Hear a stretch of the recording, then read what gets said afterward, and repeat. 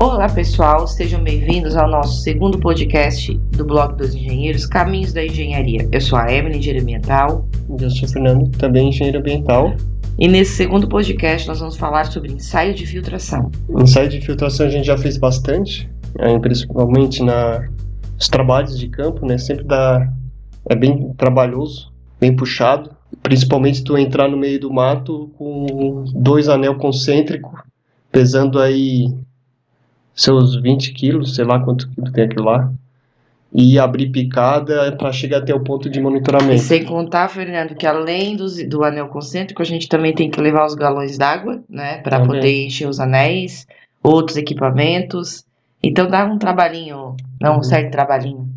É interessante a gente comentar que os ensaios de infiltração, eles são utilizados aí para avaliar as propriedades físicas do solo, né? Como a gente sabe, os solos são constituídos aí por 4 fases, né? Tem a parte sólida, constituída aí pelos minerais e matéria orgânica, a parte líquida e o ar, a parte gasosa, né?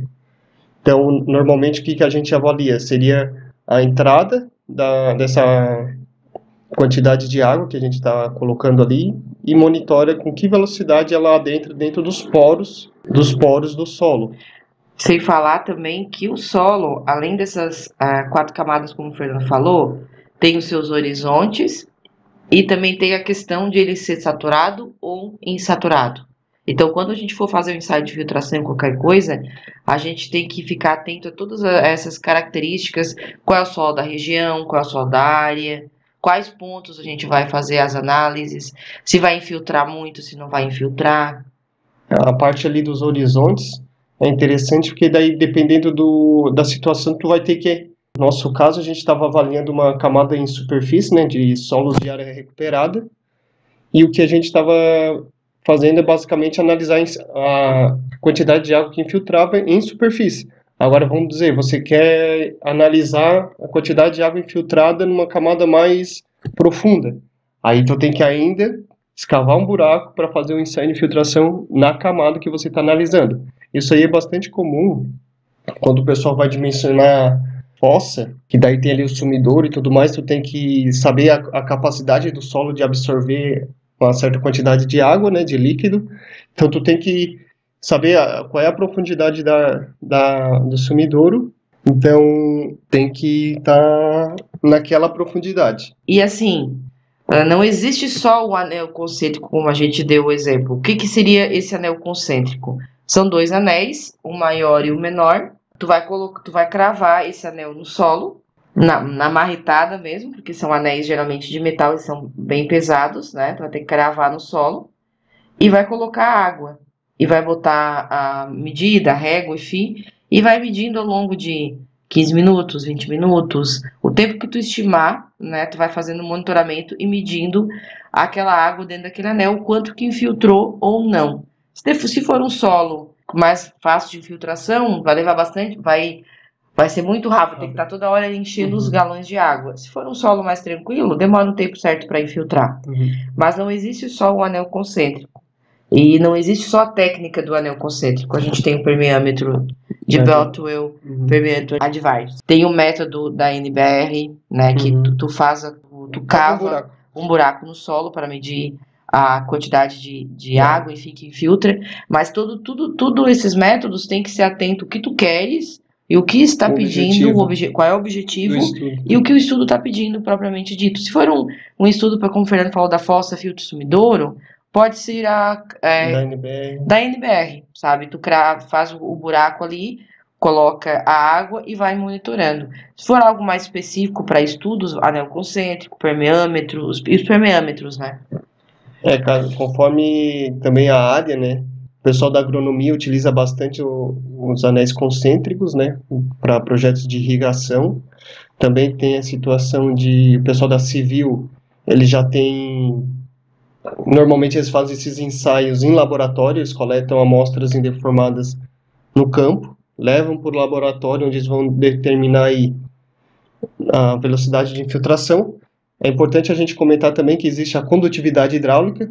Muitas vezes o pessoal usa como igual, mas na verdade nas equações ali elas são diferentes, embora elas tenham a mesma unidade. Então, normalmente a condutividade hidráulica ela é ali um coeficiente que faz igualar os dois lados da equação. E nos ensaios aí do pessoal da Civil, como é normalmente pensado aí na parte de aterro, essas coisas, eles têm um ensaio de compactação, às vezes antes, para verificar o quanto que consegue compactar, e depois eles fazem o ensaio de filtração para analisar essa camada de solo. Não é só simplesmente a gente ir na área, né, com o anel, sem saber qual é a coordenada, o que tu vai amostrar, qual é o tipo de solo. Não.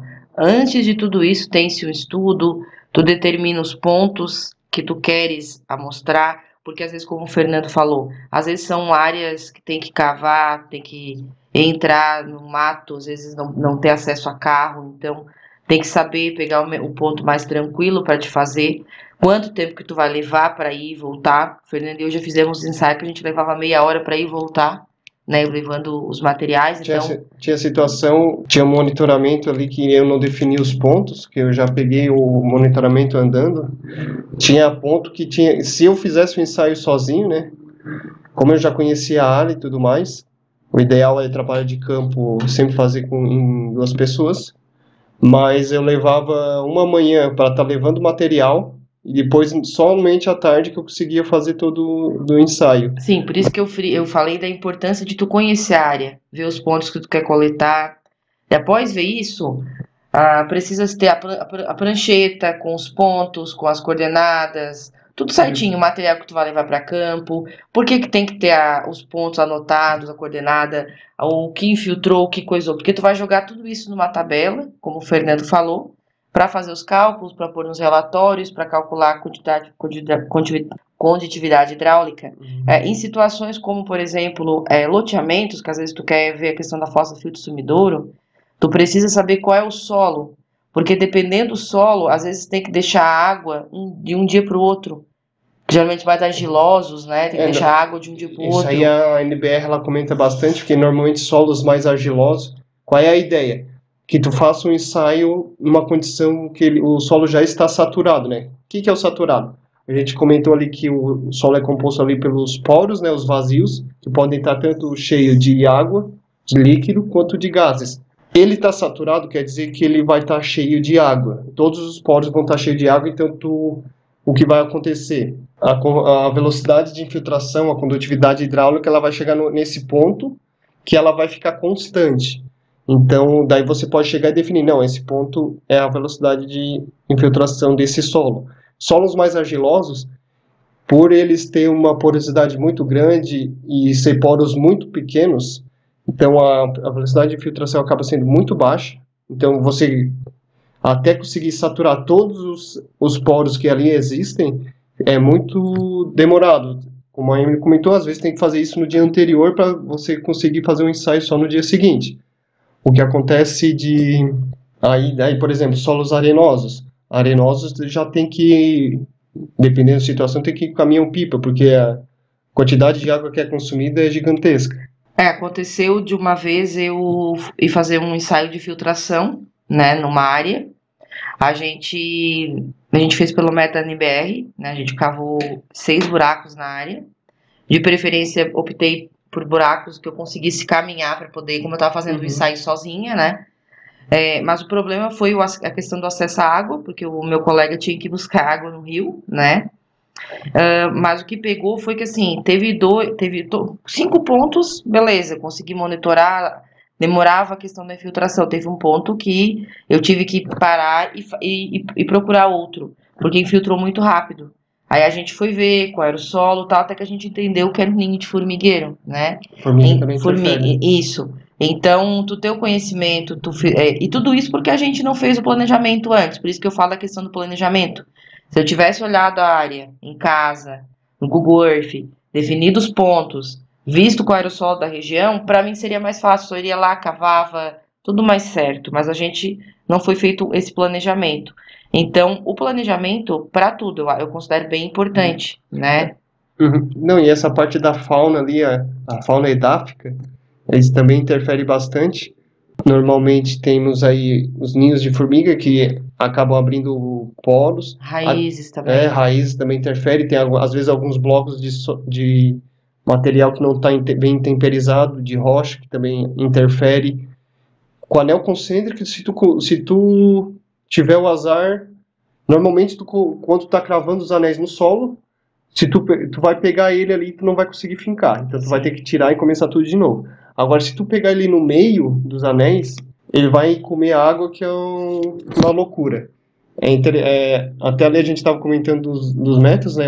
A Emily comentou dos anéis concêntricos, são 2 anéis, um dentro do outro, onde o anel do meio a gente despeja a água e monitora ele ali. O anel externo, ele serve para que quando a água infiltra no solo, para ela seguir sempre o caminho na vertical, né, para baixo.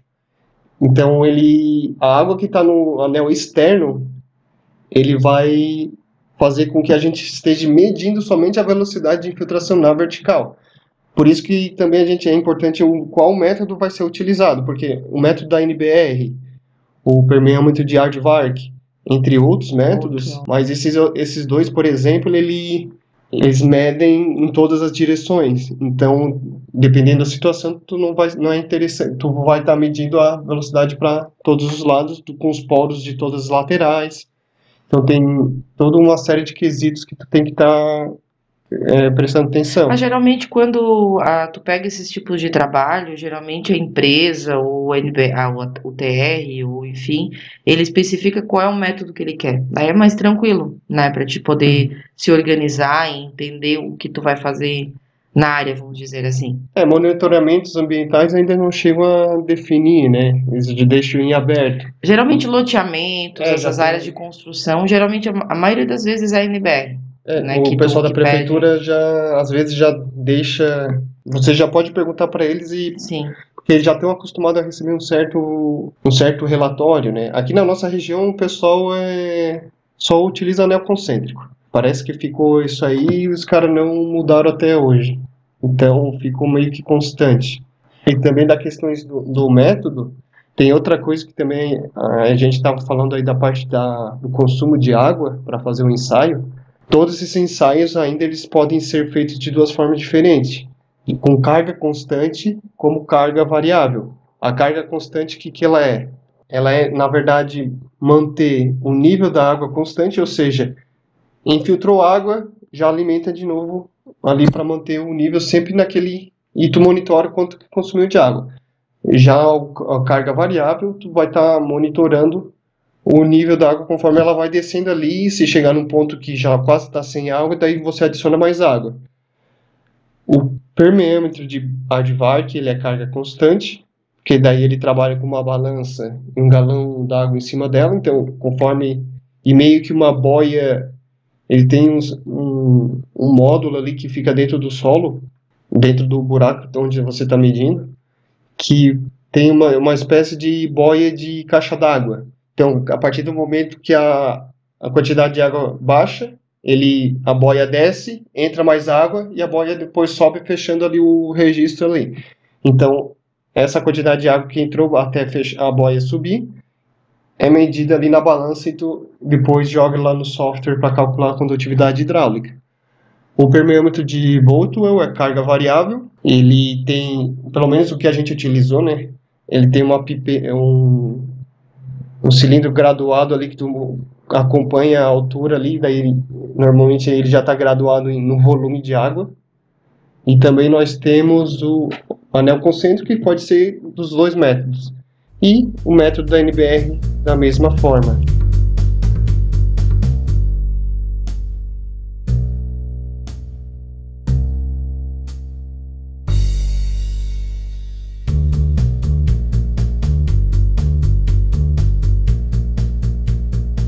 E questão de vantagem e desvantagem, Fernando, dos métodos, assim, quais são, assim? Não, tudo vai depender de qual é o objetivo do estudo, né? Por exemplo, tu vai analisar camadas de argila compactada.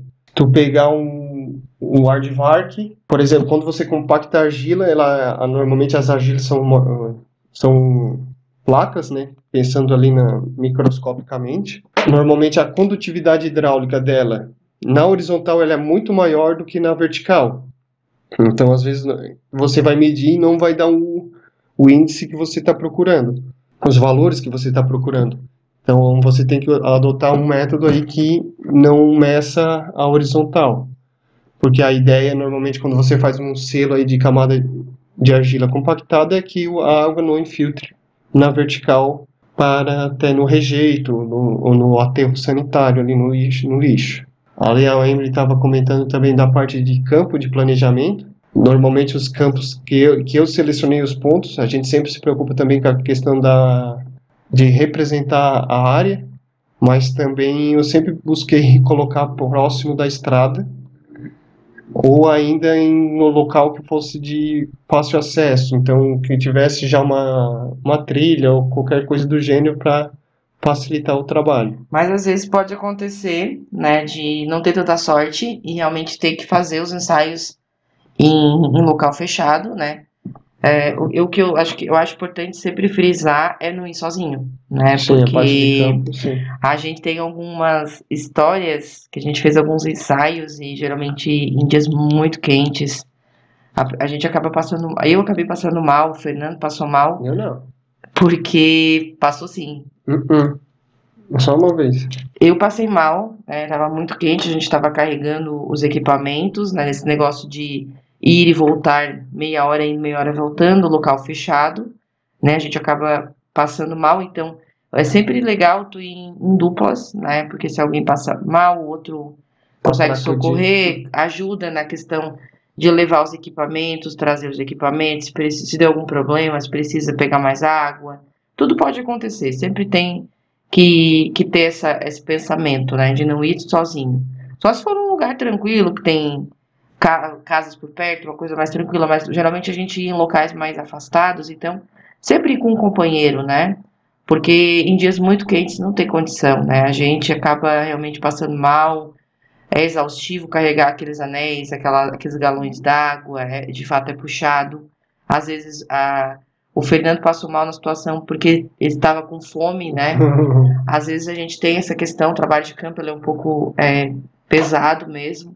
Então, ter o planejamento, ter uma pessoa que vá contigo, sempre ter uns materiais extras, se der um problema em algum, ter outro, né? Isso é sempre importante. Pelo menos eu não fugi de um preá, né? Eu achei que fosse uma pessoa. Então, assim, a gente. São situações que acontecem. O Fernando passou por umas situações também fazendo ensaio de filtração e tiroteio. Não, isso aí foi trabalho de campo normal. Né? Ah, mas também teve. Só que lá no fundo tem um bairro mais, vamos dizer, mais barra pesada aqui na região, que quando a gente tava fazendo ensaio de filtração, a gente lá de cima do morro tava olhando a polícia entrar no bairro e tem essas coisas que acontecem também. No resto é a área minerada que já foi recuperada e não tem nada, não tem ninguém por perto. Então tem essas situações, às vezes levar o susto com um animal que aparece inesperadamente, como no meu caso, o preá, uma capivara, cobra. Então a gente sempre tem que estar atento e ciente de que essas coisas, mariposa, vespa, essas coisas podem acontecer.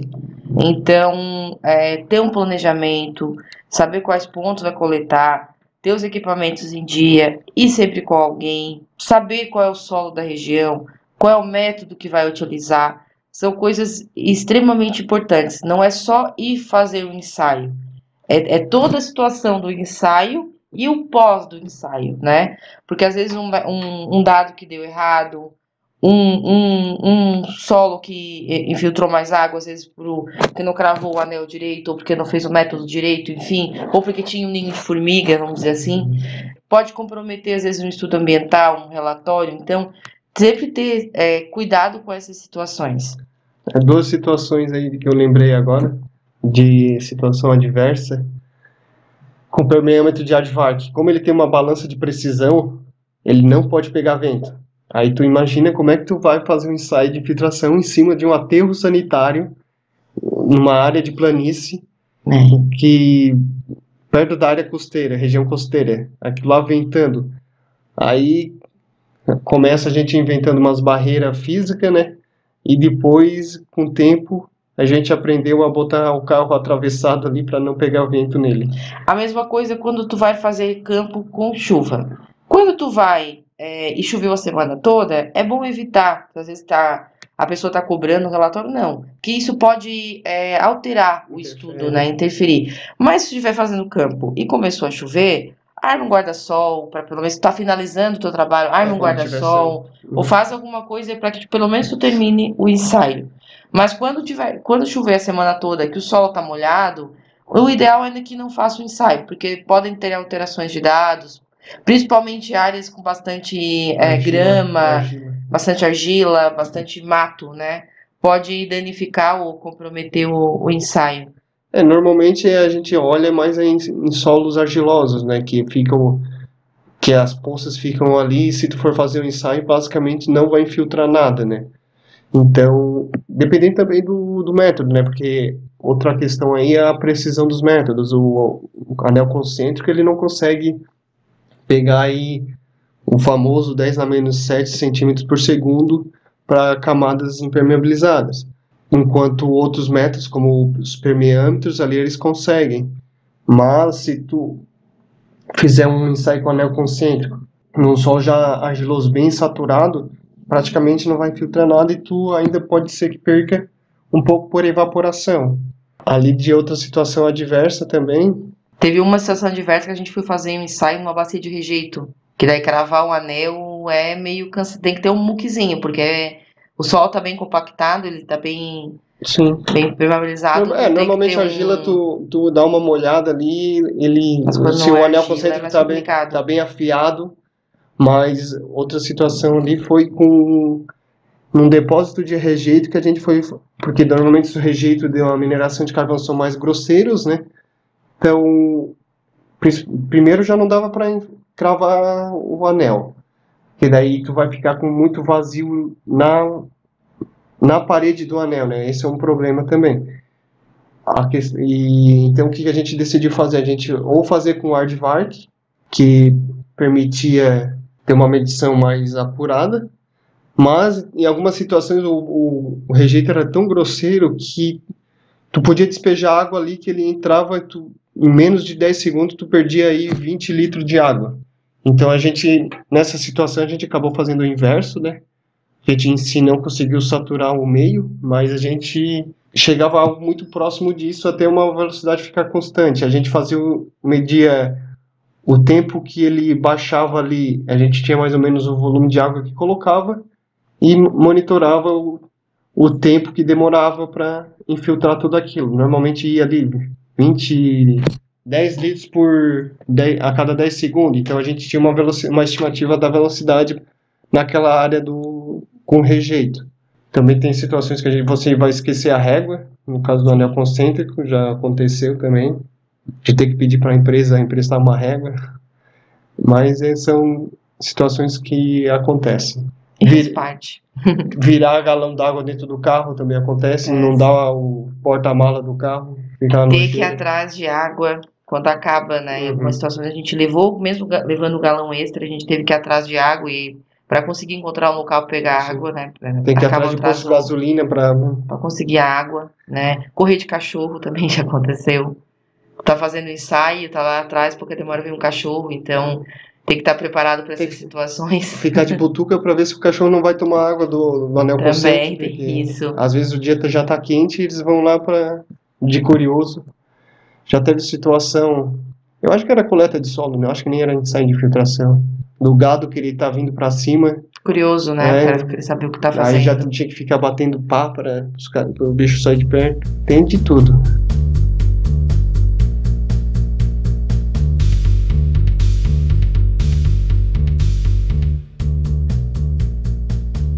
Eu acho que é uma área que tem bastante coisa para explorar, tem bastante coisa para trabalhar, né? E quem tu dá de dica assim pro pessoal que quer começar a trabalhar com isso, Fernando? Não, o pessoal que atua com ensaio de infiltração aí pode começar estudando física do solo, né? Tem muita mecânica também. O pessoal da Civil aí estuda mecânica dos solos. Tem vários softwares aí também para fazer os cálculos, o IDRS. Tem diferentes modelos que consideram aí a equação de Darcy, a equação de Richard. Entender a questão do solo saturado e não saturado, que não que vai além do que a definição que o Fernando falou, tem várias coisinhas, várias equações, várias Tem fórmulas, vários então detalhes que tem. entender como é que funciona isso também. Então são coisas que você pode estar dando uma pesquisada e que tem bastante informação ainda para ser explorada. Até quando eu acho que a gente fez aquela disciplina ali na UFSC, de meios porosos não saturados, muitos dos artigos que a gente lia como referência, eles são artigos relativamente recentes, né? São artigos aí de 1980. 1980 é considerado recente, assim, não tem nada mais... Pensando na questão científica, não é nada lá de 1700 e os quebrados por aí. Então é algo, não está muito longe da gente e ainda tem muito a ser estudado. Começar a estudar os softwares, né? Como o Fernando falou do iDOS, tem vários outros, né? Começar a trazer esses softwares para o dia a dia, um diferencial também. Eu falei muito de ver no Google Earth a questão dos pontos, mas aí entra a questão também de ter um conhecimento no QGIS, né? Geoprocessamento, para desenhar esses pontos, levar esses mapas para campo, para depois pegar esses dados que tu obteve em campo e levar isso para os mapas. Então, assim, não é só o ensaio de filtração em si, conhecer toda a mecânica por trás, mas também fazer o diferencial, né? Conhecer outros softwares, se tornar o melhor naquilo, vamos dizer assim.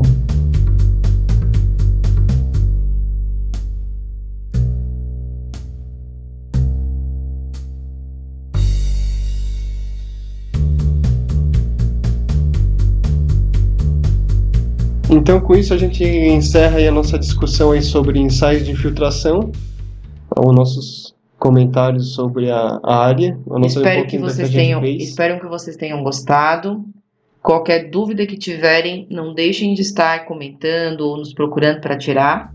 Até mais. Até mais.